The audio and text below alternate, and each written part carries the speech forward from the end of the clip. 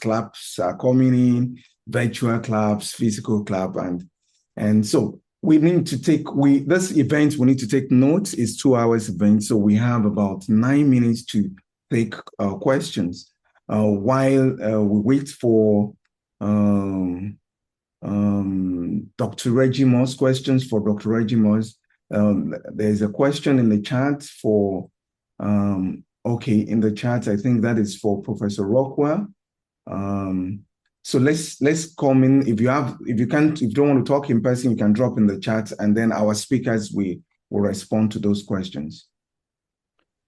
Any question? Well, I'll just say that there's the question about getting training, and I think Regimore has actually given us part of the answer, which is there are graduate programs that he has designed, and there's other centers right there in Africa that I think some of the best ways to train is to go in person and to work with people. A second way to train is there's all sorts of online materials. For what it's worth, if you want to learn, we have a whole textbook for learning Voyant. There's MOOCs. If you want to come to Canada, we have DHSI. But I would say start in your own neighborhood. You've got brilliant people there. And the second thing, I have learned the most by collaborating and actually working on projects. You tackle something ambitious, even if you don't know how to do it. Find somebody who wants to do it with you, and yeah. But Regimore, really, we should have questions for him. Okay. Thank you very much, Professor Rockwell. And the link to the book you can start with ahead of next week's lecture is there. Regimore, the question I would ask is, you have designed a curriculum for a master's program in digital humanities. And I would say that seems to be the first in Africa. I'm not so sure, but currently the University of Lagos is having a follow-up, starting a PhD and master's program in the digital humanities.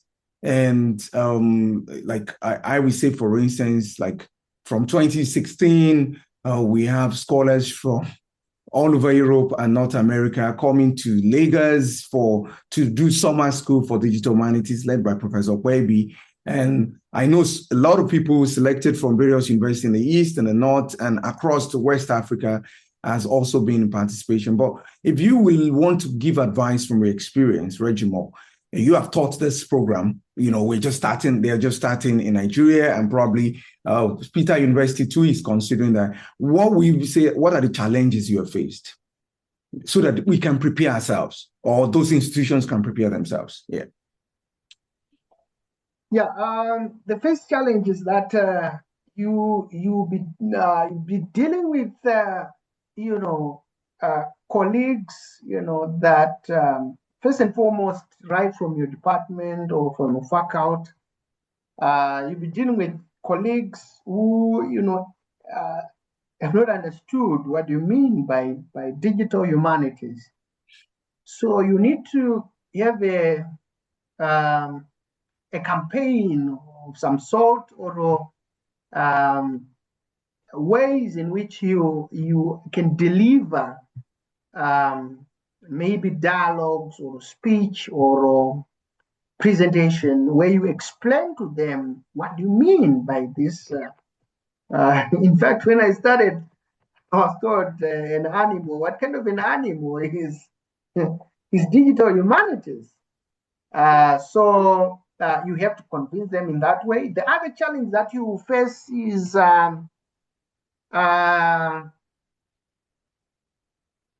should it start at undergrad or should it start at master's? Or it's a question that you come across. But for me, when I designed, I looked at the fact that I wanted to take advantage of graduates who had various honors degree across various fields.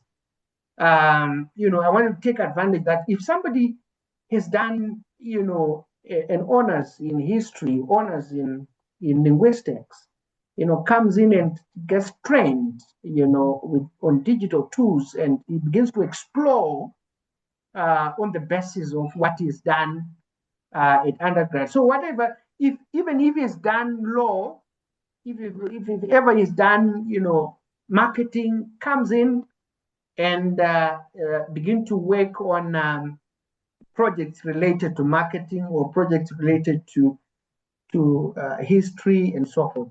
So that helped me to work with different kind of students across various disciplines, because the way I designed the program was that it must be interdisciplinary in scope, but seriously, methodological in nature. Thank you very much. Any question, put up your hand, unmute your mic if you have any question, or else I'll pass the next question to him. But do you have any question?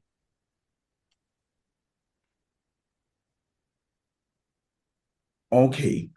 Regimo, the next question having helped with is the question of, should we talk about African digital humanities or just digital humanities? That is one of the major questions, because people don't talk about Canadian digital humanities,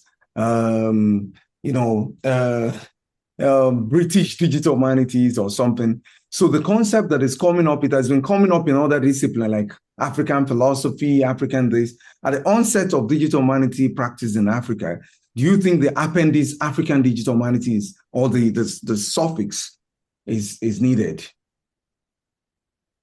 Yeah, I think there's nothing bad with it, because it's always good to properly name whatever you have, because it puts a sense of ownership into what you are doing, and it also makes your geography visible in whatever you are doing. I know I have a background of literary studies and linguistics. We have always named that this is Canadian literature or American literature, Afro-American literature. So it's always good to name, because I think Shakespeare has it that what is in a name, which is because names, they stamp, visibility, they stamp identity, so they are always necessary. It reminds me of what the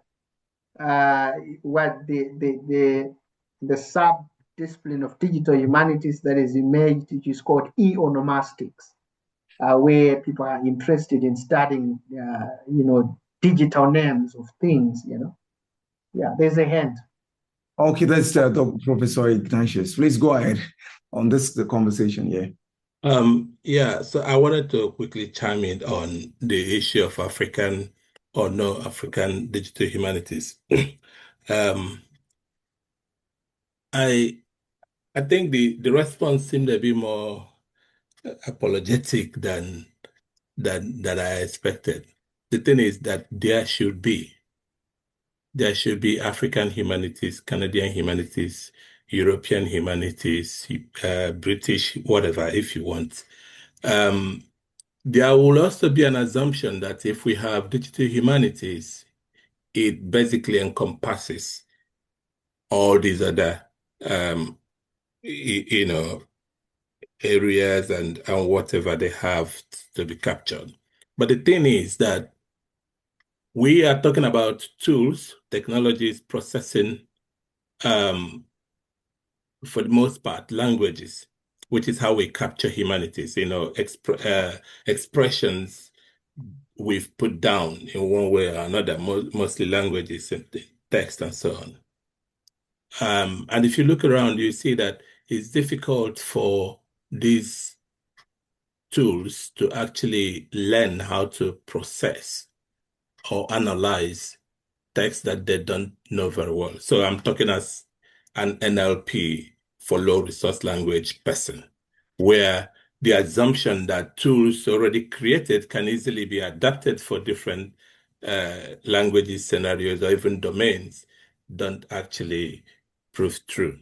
So when we say African digital humanities, the idea is that we are conscious of where existing tools or technologies might fail, existing methods might fail, and we're taking that on board in building. It's not like we are reinventing the wheel completely and making it ours. It's just basically being conscious of where they might fail for the region or a domain that they are applied to, and then take that on board and design in ways that will make them not fail. So I think we should be very conscious of that.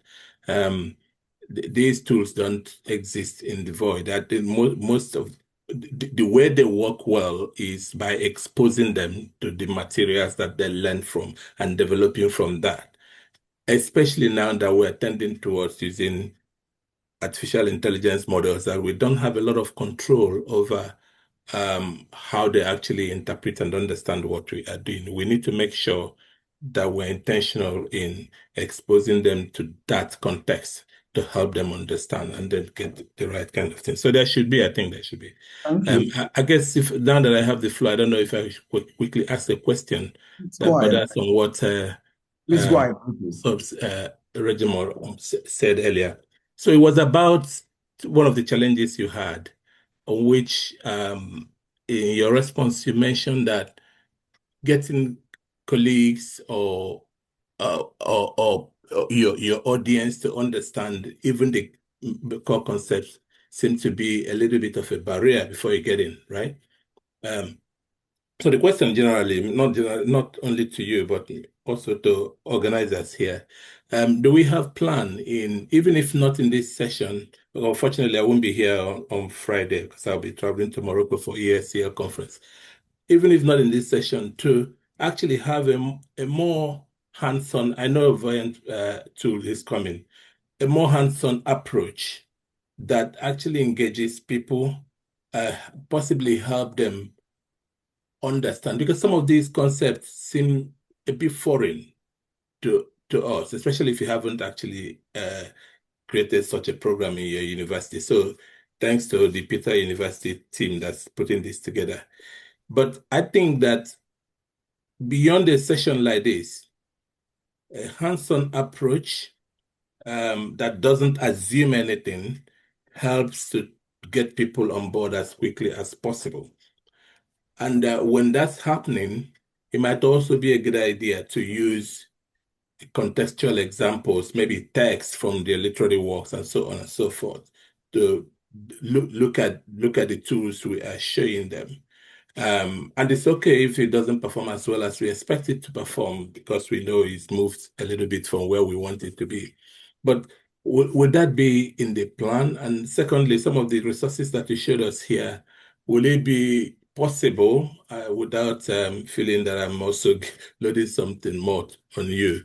Because I know some of them, will it be possible to kind of curate them and then we'll put it somewhere so that those who attended this session will be able to get back to the links, to Masakane, to Sadila, to other kind of resources and platforms that you actually mentioned here today? Sorry, I took some time, but those are my questions. Reggie? Yeah, I think in terms of resources, they can always be shared. I think with the help of the team, we have the ADH team. I think we'll be able to share that. Then I would like to, agree with you that we should not be, apologetic about, the inclusion of the adjective African.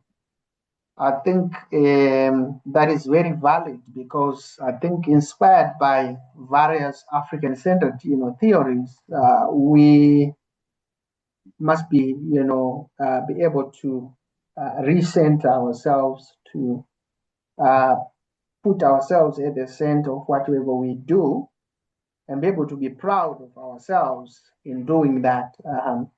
So that's how I can respond. Yeah, Thank you very much. And we will ask Professor Rockwell to give his own response, and we are already out of time. And I would thank all the participants too, but let's have Dr. Rockwell's speech, final say for today's session, and we give a vote of thanks, and then we meet on Friday again for another session. Well, I want to thank Regimore for the very interesting presentation, sort of both introducing DH in Africa, but also talking about some of the challenges and the ethical concerns, that final slide, and also Professor Ignatius for great questions and so on like that. I think there was a question about whether or not our slides would be shared, and I'm happy to send them if somebody tells me who I should send them to. And I think really everybody's raised fascinating questions. It's terrific to see the energy and the interest, and you pushed me to think about this. You know, I always think of Voyant as something that can be adapted, but maybe you don't want to adapt something that comes from Canada. Maybe you want to build your own, roll your own. All the best. And thank you, Professor Rockwell. And on a good note, we also want to, as we are talking about localization and also adaptation, we also want to drop a link, because we're calling for translations of Voyant skin to African languages. And we have already automated with AI, which with benchmark NLP that has been done by African scholars. And all you need to do is to approve that it's correct with your languages. So it could be it could be Igbo, it could be anything. You just go to this particular website, which I'm going to also share that, because it's something which is very important to the African Digital-Humanity. So the African Digital-Humanity is not, as Professor Eze need to say, it's not like something that is going to be outside, but it's also going to be one of the things that is for us is also optimizing or localizing some of the existing tools. And Voyant has made this available, so you can see, like, let's say from the pipeline, Voyant exists in various languages. And what has been done, for instance, translated to Hausa, translated already to Igbo, is just for you now to approve it that is correct. So these are part of collaborations that we have from Voyant Consortium towards this bid in developing African Digital-Humanities. With time, people will now begin to think of what tools should we develop, what tools should we create for African digital. But for now, there are collaborations that are helping us. And once again, we thank all the participants. We thank the institutions that it's hosting, the people that are there in person attending this program. We thank all the participants that are online throughout this. Your camera is on, you're paying attention, you're interested in this. We thank our speakers, Professor Rockwell, who has generously, without any charges, without anything, been supporting us, been supporting many of us who are, including, as Professor Ezeani said himself, myself here, and Reggie Moore, and all of us who worked with, who mentored even Joseph O'Day, who is now a lecturer in Peter University, to get to where we are. And we are open to collaborations. We are also open. We thank Professor Rockwell, and we also wish him a nice day. We hope that posterity will always remember you for this generous deeds that you are doing in making Africa also the spotlight in this global discourse. And on this note, we call it a day and see you on Friday. Bye. Claps.